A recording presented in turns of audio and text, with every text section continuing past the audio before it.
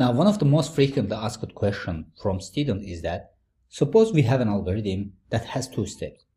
When do we multiply the runtimes and when do we add them? So this is a common source of confusion for students, especially during the interview.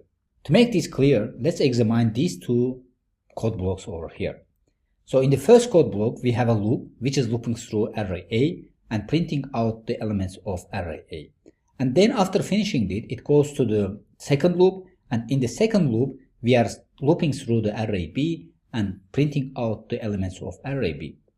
Now, in the second block of code, which is located on the right, we are looping through array A, and while we are looping through array A, we are looping through array B inside a loop that loops from the array A. So this is called nested loop inside this loop. So for each element of array A, we are looping through array B.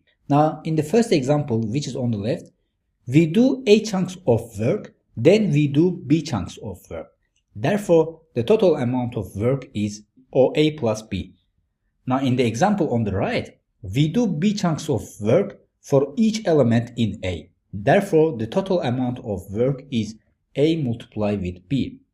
Now, in other words, if your algorithm is in the form, do this, then when you are all done, do that, then you add runtimes. So this means that first we are doing the first loop. So after finishing first loop, we are going to the second loop. So we are doing this, then after finishing this, we are continuing to that. So this one.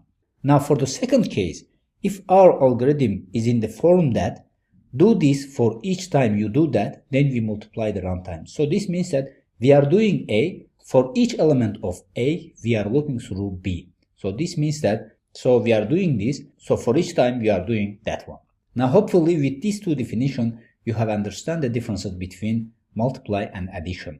So when you face a problem like this in the interview, it means that the time complexity should be added. When you face a code block like this, which says that do this for each element of that, then in this case you have to multiply that. So hopefully with this you have understood the difference between addition and multiplication in case of runtimes. So see you in the next lecture.